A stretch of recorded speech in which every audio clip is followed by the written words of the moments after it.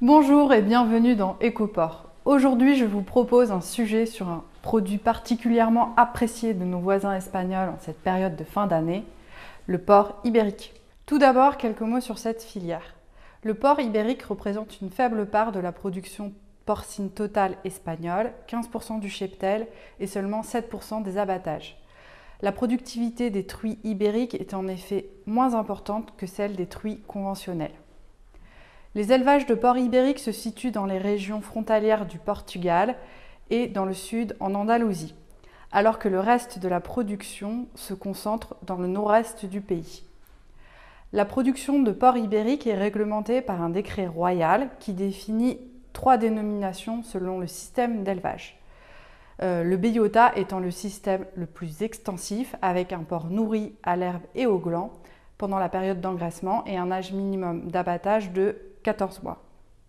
Le temps de séchage minimum des jambons secs ibériques est d'un peu moins de 2 ans, contre 1 an pour le Parme italien et 7 mois pour le Bayonne français et le Serrano espagnol. L'impact économique de la Covid-19 est particulièrement difficile pour les éleveurs de la filière de porc ibérique. Les charcuteries fabriquées à partir de porc ibérique et particulièrement le jambon sec sont des produits haut de gamme très prisés des Espagnols en restauration hors domicile et au moment des fêtes. La demande est donc fortement impactée par la fermeture des bars et restaurants pendant les confinements et par la baisse du pouvoir d'achat des consommateurs. La baisse de consommation pourrait s'élever à 50% en 2020 selon la Fédération des coopératives agricoles espagnoles.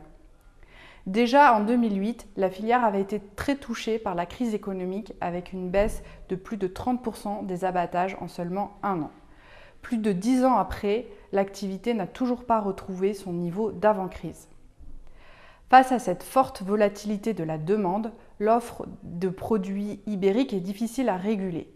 L'itinéraire de production est en effet particulièrement long, plus de 3 ans si l'on inclut la durée de gestation des truies, l'élevage de porc et le temps de séchage des jambons.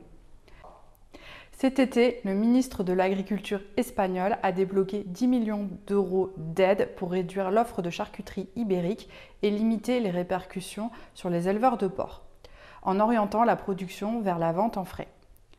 Ce système ne fonctionne pas bien selon la Fédération des coopératives espagnoles qui souhaite que ce budget soit réorienté pour réduire le cheptel truie ibérique et promouvoir la consommation de charcuterie ibérique dans la perspective de Noël.